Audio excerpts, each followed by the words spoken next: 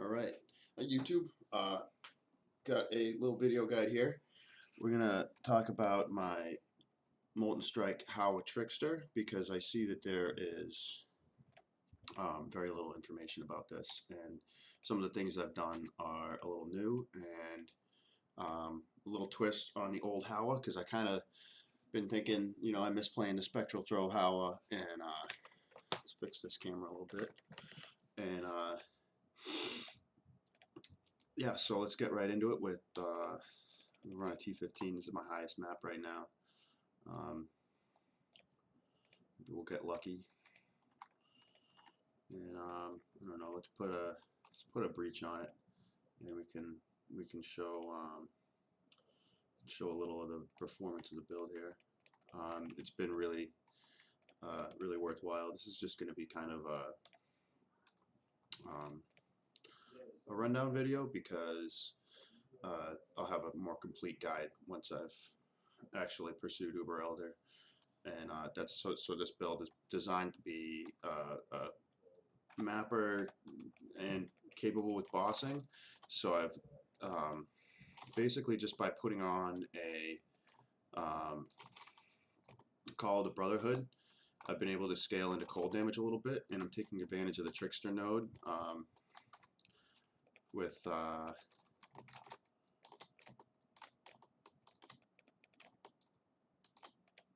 converts to chaos. What's that called? Harness the Void. So I'm still kind of new to that concept, but supposedly the way that it scales damage is cumulative with all your different types of elemental damage. So if you are going to gain one element as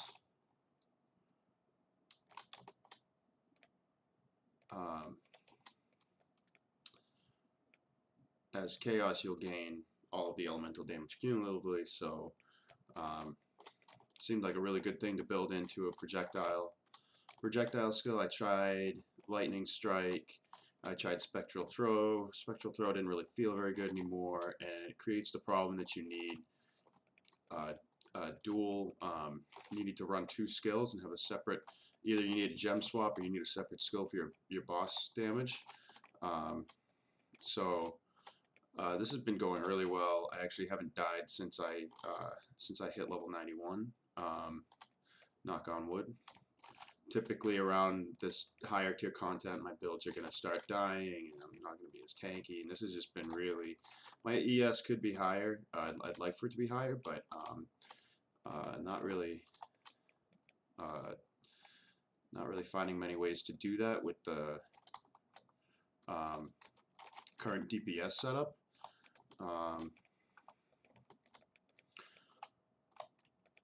So we'll just do a little more of this map, and then we'll go back and talk about what specifically I'm doing here.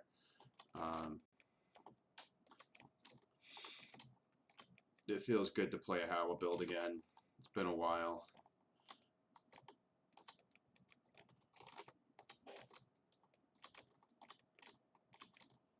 I don't know who that is. I'm new to Discord, so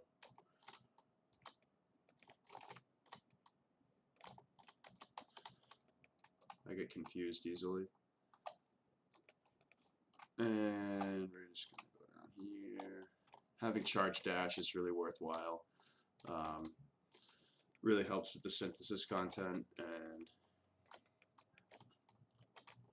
I find it to be worth it. It's good. I need these Guardian maps. It's time to get in and try a Shaper kill.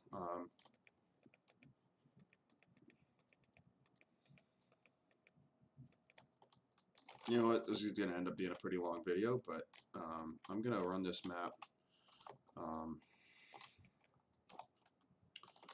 fully because it's currently my only T15, and I want to try and get some return here as well. So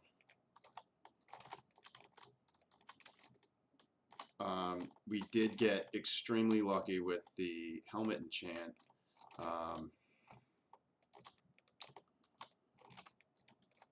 I'll show that in a minute. I did manage to get my 2 additional proj on the helmet enchant. All in all, I spent about 300 chaos to get it, but I got really lucky on fractured fossil service, which if you're looking for a helmet enchant, I highly recommend the first king right here. This guy really helped me out. Gave me some great tips on how to get. Yeah, we're not going to run that temple right now. Gave me some great tips on how to get what I wanted out of my fractured fossil crafting, and highly recommend if you're going to go for a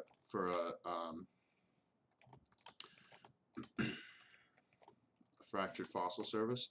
This is the result that I ended up with. Very, very pleased with that.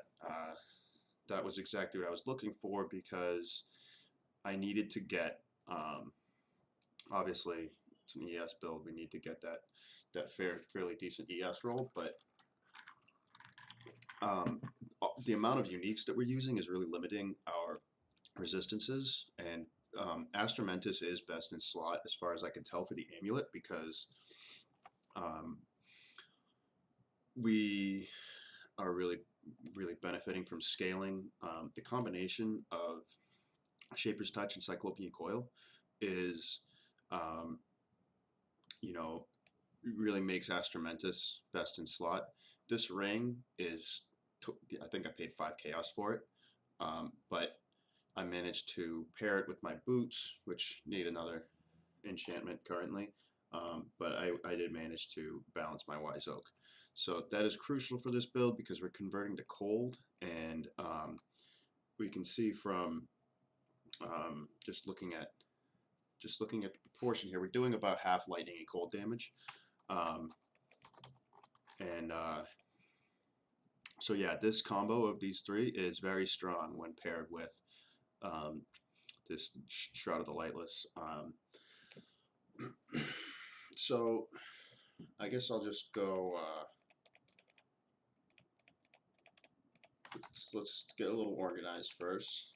Very unprofessional, I know, but kind of bugs me if I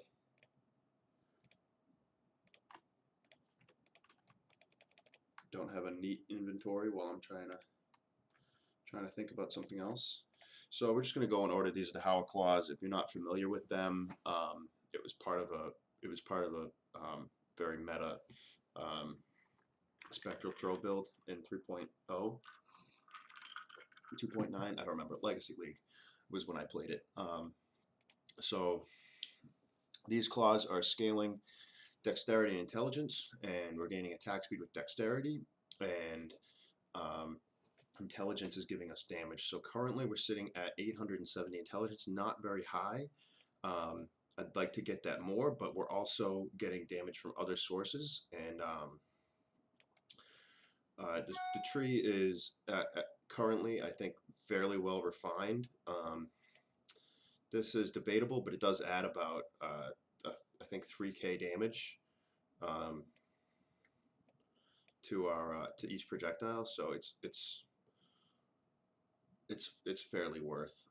We're also picking up these strength nodes, because as we can see, our strength is maintaining higher than our dexterity, which is important because we want to not be getting ignited to keep our flasks free. So if we're getting ignited in these Elder Guardian, this is an Elder Farmer, these Elder Guardian, there's one that has a really mean ignite, and if you don't have that, you'll know it. You'll die almost instantly. So let's just run through the tree a little bit.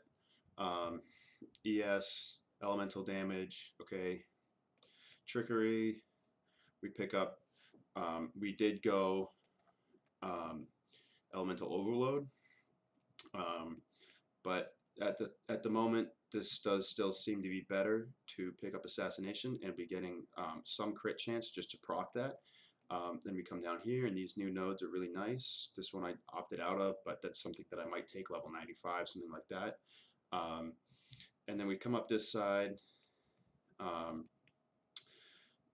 that becomes intelligence with our fertile mind right here. It's still not confirmed that that's the best jewel for that spot, but at the moment that's what I'm currently running. It's adding,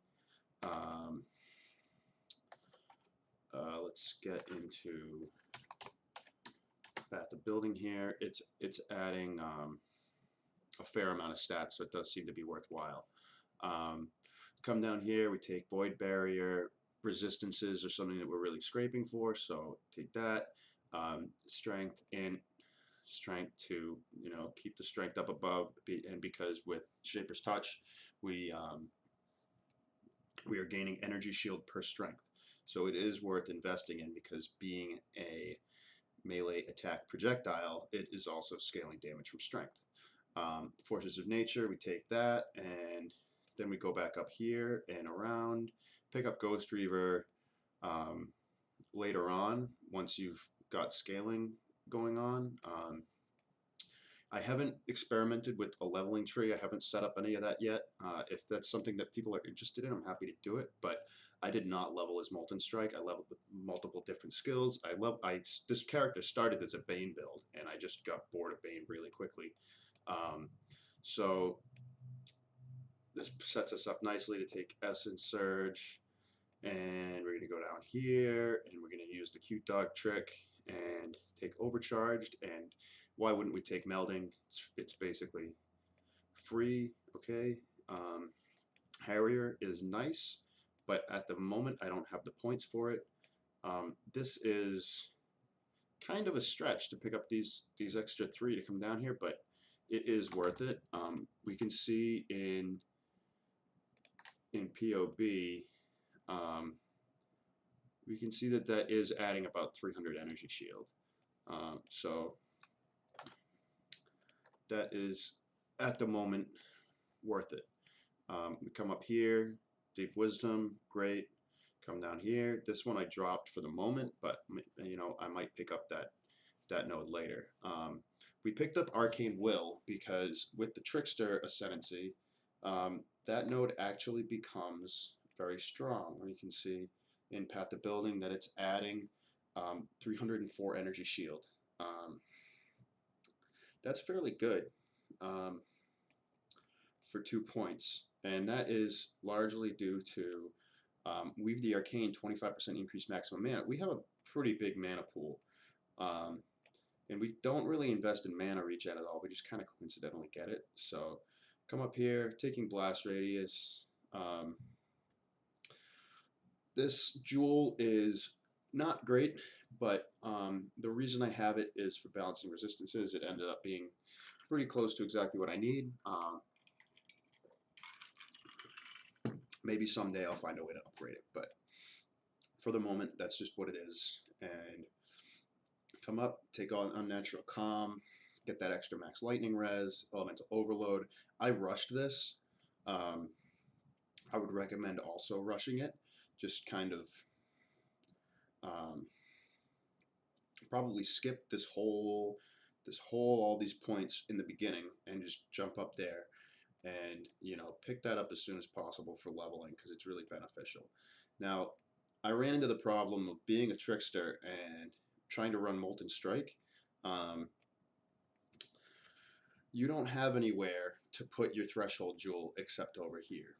And coincidentally, the nodes that I had taken, what was I doing instead? I think that I was starting to reach kind of down here. I was reaching down here, and I was going to go for this and pick up the resistances and put the Threshold Jewel in here. But it turns out that these nodes are critical damage for us. This is great. Damage penetration, another penetration. These are like awesome nodes. And turns out that these ones are also giving us a fair amount of DPS. So it's very worth to stretch down here and pick these up.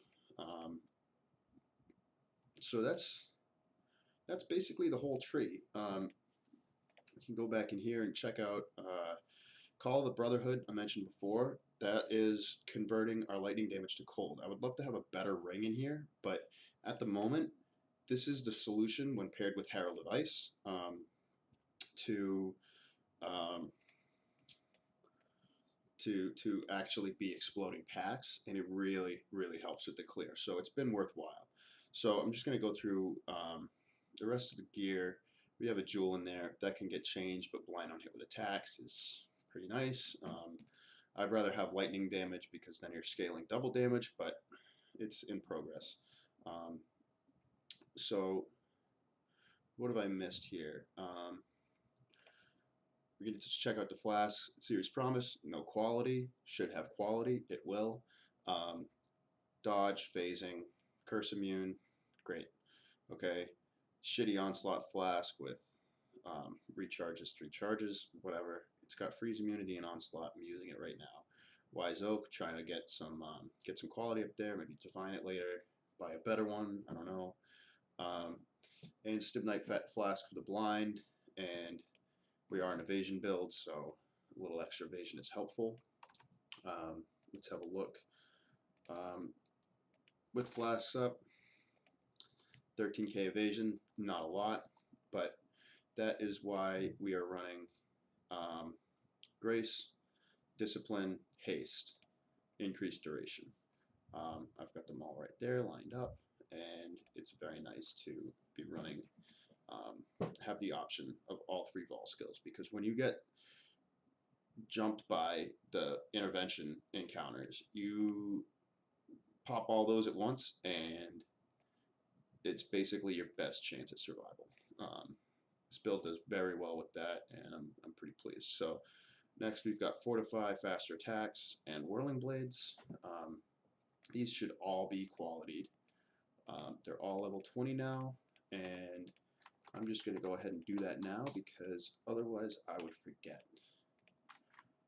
So we're just going to pick these up, make sure they're all correct, and now we've got a little bit increased duration on our Fortify. Over here we've got Ancestral Protector, Herald of Ice, Bone Shell. This is working out very well. You can notice a noticeable difference when you start, when you drop your Ancestral Protector on a boss, your DPS is skyrockets. It feels really good. We've got Molten Strike. That should also be leveled up. LE damage with attacks. Ancestral Call, which we don't switch for bossing. We've got GMP and Energy Leech. And I'm actually going to check out some of these ones. Let's take the Molten Strike here, and we're going to take 3 of these. We're going to put the Energy Leech here, and we're going to do a gem swap, and we're going to get 3 20 quality gems. A lot of people say just buy them quality. I just do it this way because I play so much that I don't really care. Let's take that one.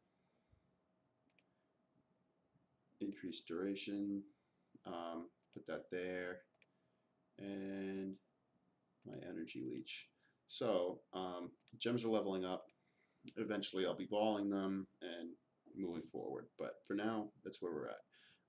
Immortal Call, that's a little underleveled. It's fine for now. Frost Bomb helps with enemy life regeneration. Cold Exposure applies 25 less cold resistance.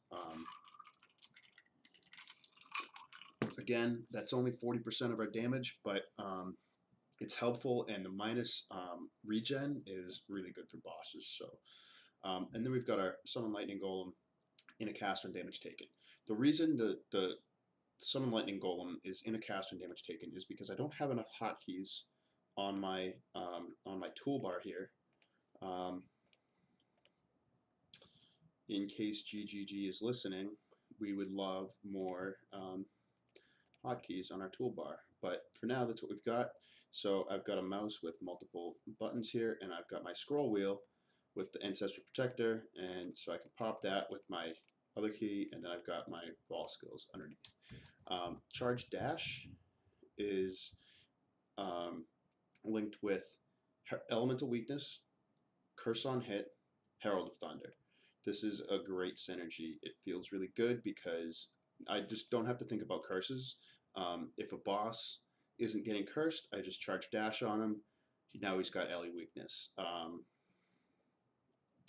Herald of Thunder obviously works great with Curse on Hit. So that's the flask, that's the gems, that's the tree. I think I covered all the jewels. I forgot to mention that's a fertile mine.